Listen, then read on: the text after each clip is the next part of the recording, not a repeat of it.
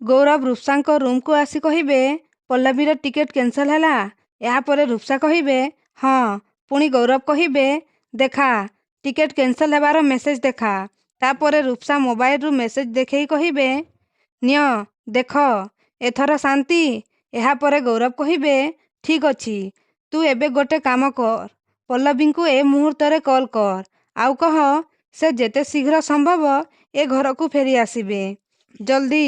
पुणी कहिबे अरे चाहिचु कौन जल्दी फोन कर।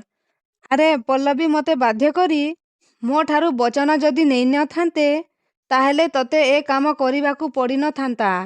मु निजे जाई पल्लवी को सांगरे धरी चली आसी थांती। खाली मो हाथ बंधा हेइछि बोली तते ए काम करिबाकू पड़ुछि। जल्दी पल्लवी को फोन कर। बार बार मु ए कथा कहिबा परे भी जदि तू पल्लवी को ए घर को न फेरई आणु ताहेले मु तो विषय रे सबु कथा जाई बड़मा आउ आदर्श को कहीदेवी।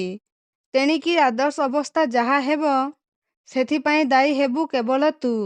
यहाँ परे रूपसा कहिबे आरे किंतु पल्लवी सहित कंटाक्ट हेले तो मु ताकू घर को आसीबा कथा कहिबी।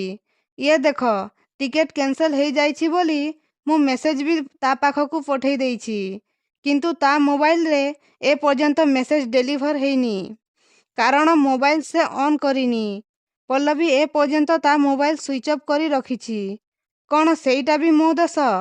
तापर गौरव निजे पल्लवी को कॉल करिबे फोन स्विच ऑफ हेबार शुणी आश्चर्य होइजिबे आ मने मने कहिबे फोन तो सतकू सत स्विच ऑफ अछि किंतु पल्लवी कोठी अछंती से कथा मु जाने जाउछि मु तांको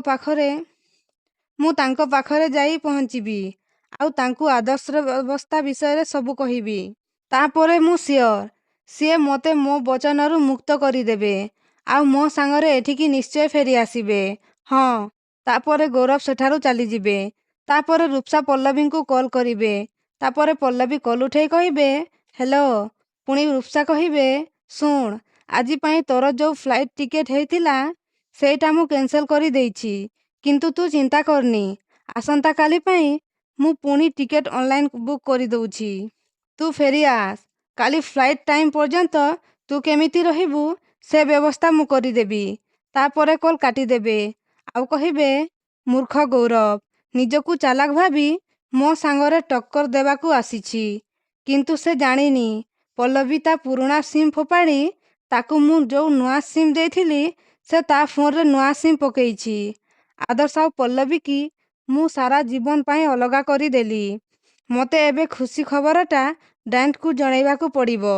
तो दर्शक बंधु गौरव कौन पल्लवी को फेरई आनिबे कि जदि हाँ ताहेले आमको कमेंट करी निश्चय जणांतु।